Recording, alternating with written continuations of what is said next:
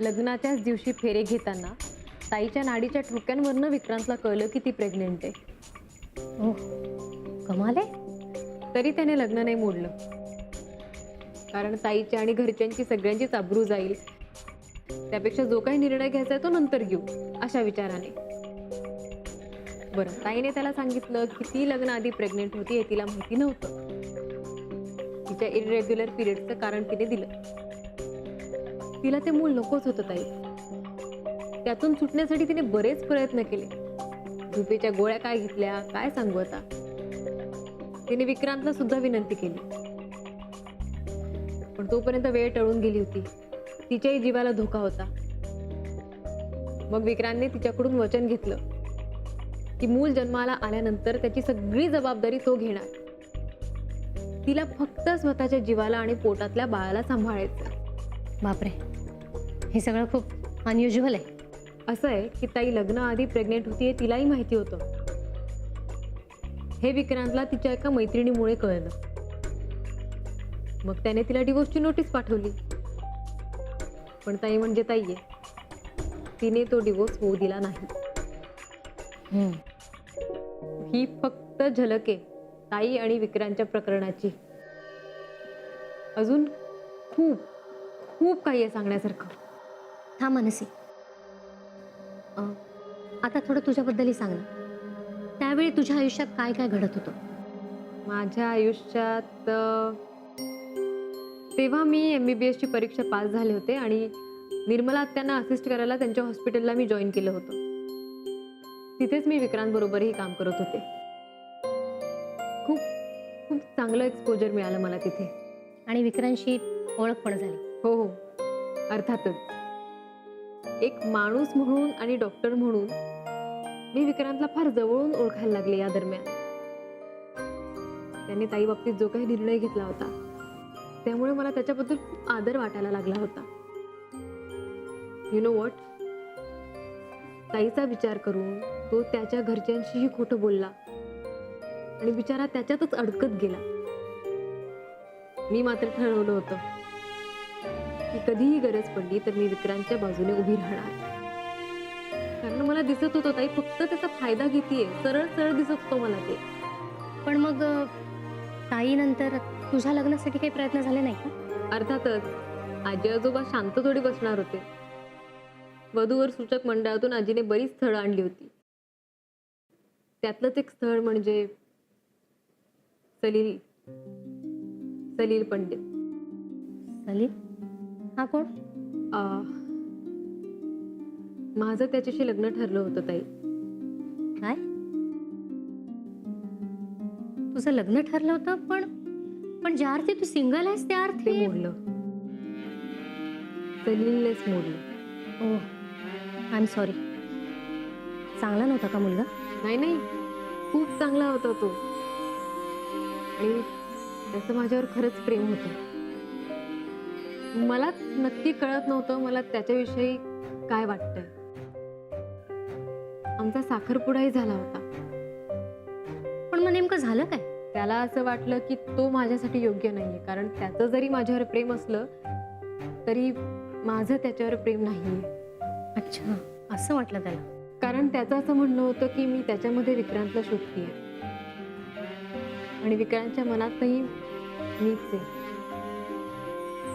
आमच्यात एक अतूट असं नातं आहे जे आम्हालाही जाणवत नाही, पण त्याला ते जाणवलं. यू मीन तुमचं म्हणजे तुझं आणि विक्रांतचं एकमेकांवर प्रेम आहे असं वाटलं त्याला? हो, असं त्याला वाटलं. त्याने मला स्पष्ट सांगितलं ताई. जेव्हा त्याने मला सगळं बोलून दाखवलं ना, मी त्याचं म्हणणं खोडू नाही शकले. पण मग खरंच तुझं तुझं? अर्चना ताई, मी आणि विक्रांतने असा कधीच विचार केला नाहीये. आम्ही फक्त आमची मैत्री धरून होतो घट्ट, बास. मनसी, हे माझ्यासाठी खूप महत्वाचं आहे. हे सगळं माहीत नसताना मी विक्रांतला कशी काय मदत करणार होती? म्हणूनच मी म्हटलं होतं ताई, मी तुला जे काही सांगेन ते फक्त आपल्या दोघींमध्येच असेल. Of course Mansi, it will be confidential, don't worry. आता आजच्या सेशन मधला हा शेवटचा प्रश्न. तुला आणि विक्रांतला अजूनही तसंच वाटतंय एकमेकांबद्दल? माहित नाही ते मी नाही सांगू शकणार.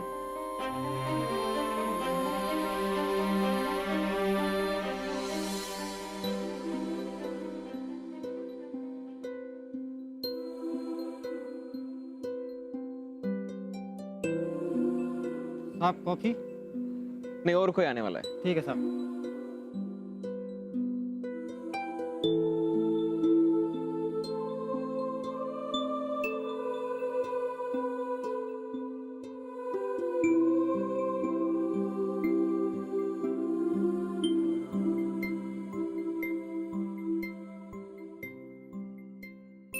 हॅलो. हाय तंबी, अभी 2 कॉफी दो. जी सर. कसं आहे? मस्त एकदम.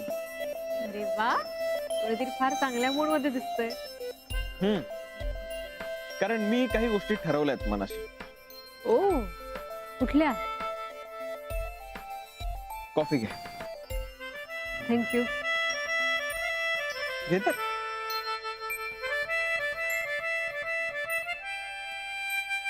मी हॉस्पिटलला जायचं ठरवलंय. वाव विक्रांत,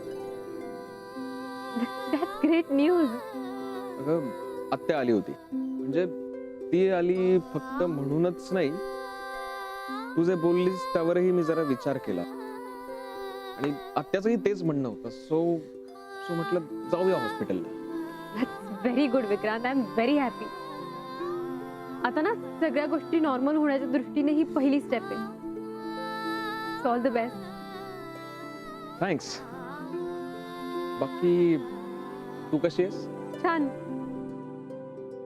घर आणि काम यात बिझी. आणि ईशा? ती पण मस्त आहे. पण आता ना काही वेगळ्या प्रश्नांना मला सामोरं जावं लागणार आहे. म्हणजे काय झालं? अरे ईशा ना खूप गोड आहे, खूप गुणी आहे आणि फार हुशार आहे ती मुलगी. पण तिचं फ्युचर कितपत नॉर्मल असेल ह्याची मला भीती वाटते रे.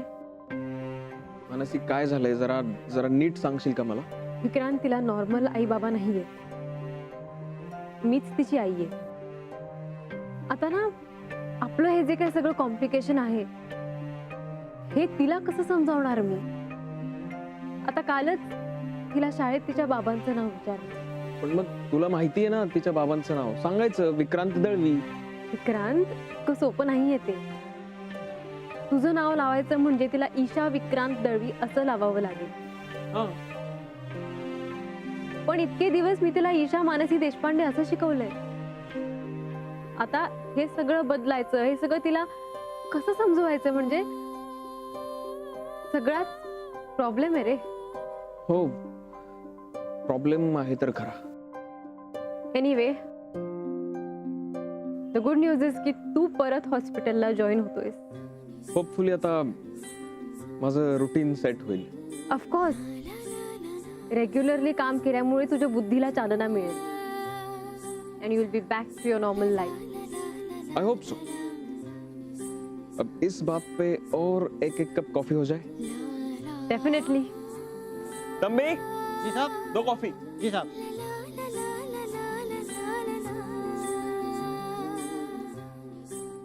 मी दिल्लीला जाण्यापूर्वी किती वेळा यायचं नाही इथे आपण. हो, आणि दिवसभरातला सगळा थकवा निघून जायचा. मला आत्या रागवल्या आणि माझा मूड गेला, मग तू बरोबर मला मी तुला इथे घेऊन यायचो आणि तुझा मूड बदलून टाकायचो. मोनिकाने कधी काही प्रश्न निर्माण केला, नवा प्रॉब्लेम काही तयार केला तर मी तुला इथेच आणून तुझ्याशी शेअर करायचो. आत्याशी काही मतभेद झाले तर त्यावर तोडगा मी तुला इथेच आणून काढायचो. काय मस्त दिवस होते ना ते. हो, आणि मग कॉफ्यांवर कॉफ्या, कॉफ्यांवर कॉफ्या, कॉफ्यांवर कॉफ्या. थँक्यू. कॉफ्यांवर कॉफ्या.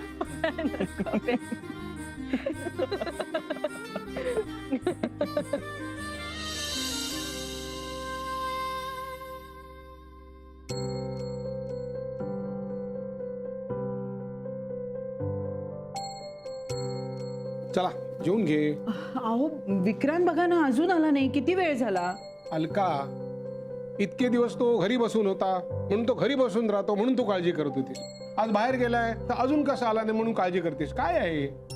तुम्हाला नाही कळणार आईचं मन. अहो आम्हा आयांना ना मुलांची काळजी वाटतच राहते. म्हणजे तू काही झालं तरी काळजी करणारच ना. हो मग जेवून तरी काळजी कर ना. म्हणजे तू खाल्लेस की नाही काळजी मला नाही. कमालच करताय तुम्ही. काय बोलताय तुम्ही. आई बघा आलाच की नाही तो. आई आई मला लगेच जेवायला वाढ, मला खूप भूक लागली. पाहिलं म्हणून थांबले होते याच्यासाठी. चल. आणि हो, उद्यापासून मी आता पुन्हा आपल्या हॉस्पिटलला जायला सुरुवात करणार आहे. हो, आत्याशी माझं बोलणं झालंय आणि मी हॉस्पिटल जॉईन करण्याबाबत तिला आता काहीही तक्रार नाहीये. अरे वा, खूप आनंदाची बातमी दिली. नाहीतर काय, ही बातमी म्हणजे कसं सांगू का तुला, असं भरपेट जेवल्यानंतर गोड गोड खीर खावी तसं वाटलं मला. हो का. मग बरंच झालं की दुसरं काही गोड करायलाच नको. हो हा हा हा, जसं काय तू मला रोज गोड खायलाच देते.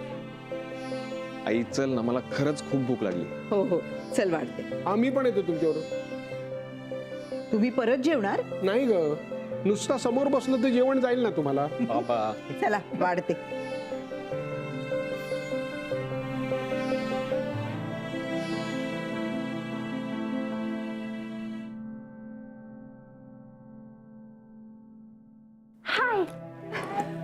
काय करतेस?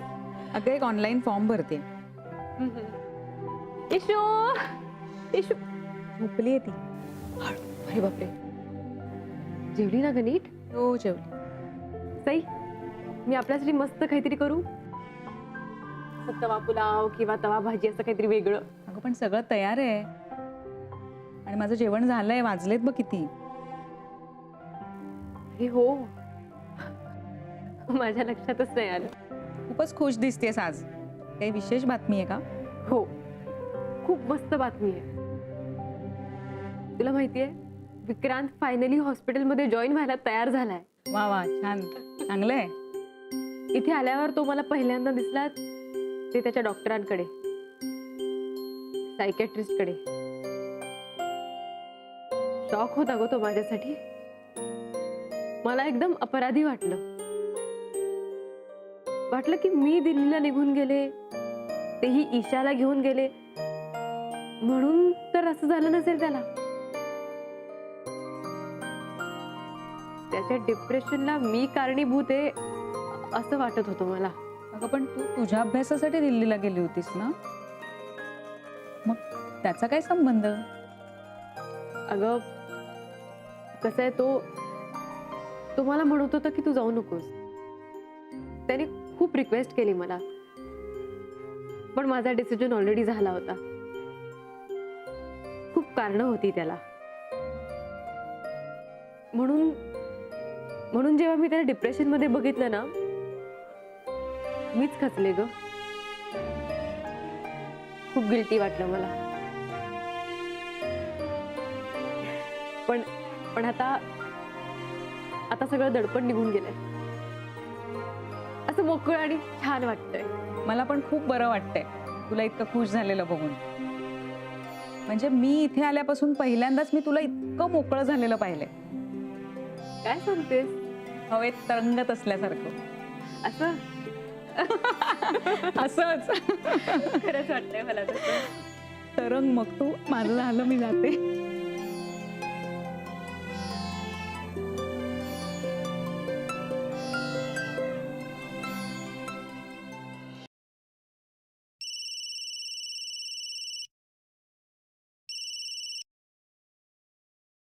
Hello hello.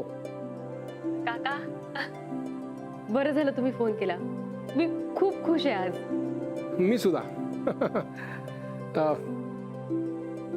मला तुला एक गोष्ट सांगायची. बोला ना.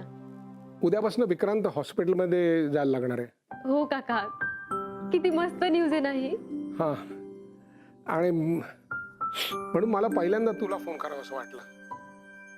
गेली 1.5 वर्ष मी त्याला बघतोय घरामध्ये झुरताना, स्वतःवर चिडताना, असा एकटा असा राहताना. त्यामुळे आज हे ऐकलं आणि म्हटलं तुला फोन करावा पहिला. खरंय काका, I can understand what your feeling. आणि तुला फोन केला अशासाठी की हे सगळं तुझ्यामुळे झालंय मानसी. तू त्याला निर्णय घ्यायला लावलाय. नाही काका, त्यानेच विचार करून स्वतःच ठरवलंय हे. आणि तुम्हालाही माहितीये, आपण फक्त सुचवू शकतो. शेवटी ज्याचा त्याचा निर्णय त्यालाच घ्यावा लागतो. हा कबूल आहे, पण काय आहे, शेवटी कोण सुचवतो ह्याच्यावर सुद्धा खूप काही अवलंबून असतं ना. सुचवायचे प्रयत्न आम्ही केले की सगळ्यांनी केले, पण शेवटी यश तुझ्या प्रयत्नाला आलं. त्यामुळे सगळं तुझं श्रेय आहे ग. नाही हो काका, तसं काही नाहीये. विक्रांतला आत्यांनी मनाई केली होती यायला. त्याची इच्छा होतीच. मी फक्त त्याचा कल बघितला आणि आत्यांसमोर त्याचं म्हणणं मांडलं. पण ठरवलं त्याने. नाही तू काही म्हण मानसी, पण तुमच्या दोघांमध्ये ज्या काही भावना होत्या त्या फक्त मला एकट्यालाच माहिती होत्या, नाही का काका? हो, म्हणजे तू दिल्लीला जायच्या आधी बोलली होतीस माझ्याकडे सगळं.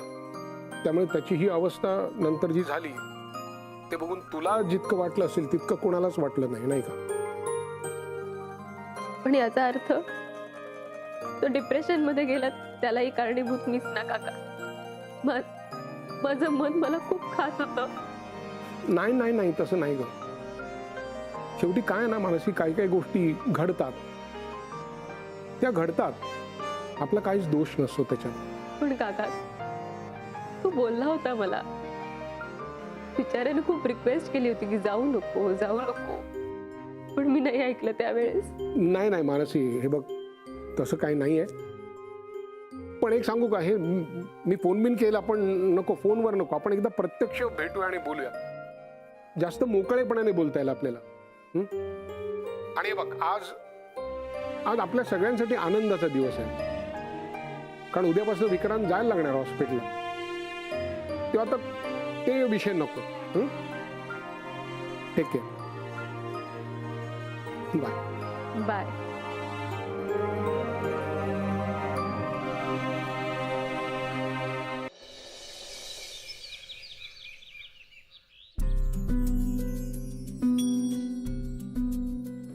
काय ग? अगं, ईशा थत्ते काकूंकडे बसली आहे आणि यायलाच तयार नाही. आणि त्या सुद्धा सोडायला तयार नाहीत तिला. तिथनं शाळेत घेऊन जा आता. तेच करणार मी आता. बरं, गंमत म्हणजे तिने त्यांच्याकडून एक डबा घेतला शाळेसाठी. हळूहळू सगळ्यांना वेळ लावणारी पोरगी. शाळेत तिच्या टीचरना काय सांगायचं ठरवलंस? I don't know. हे ठरवलं नाही का अजून. कॉम्प्लिकेटेड आहे सगळं.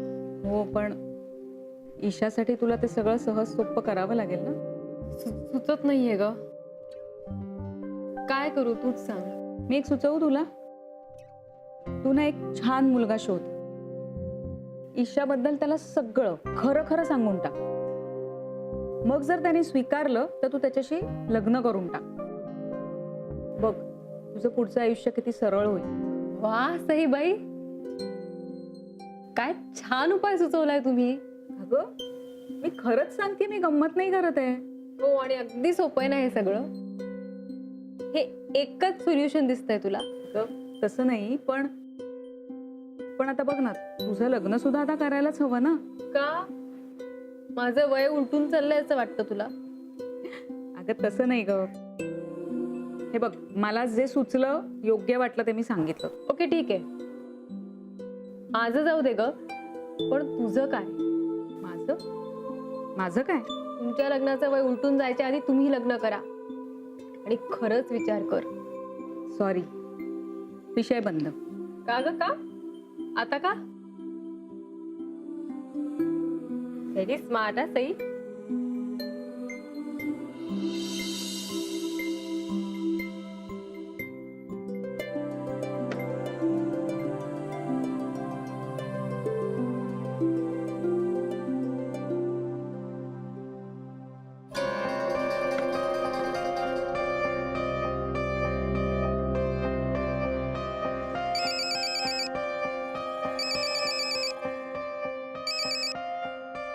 हा बोल सारिका.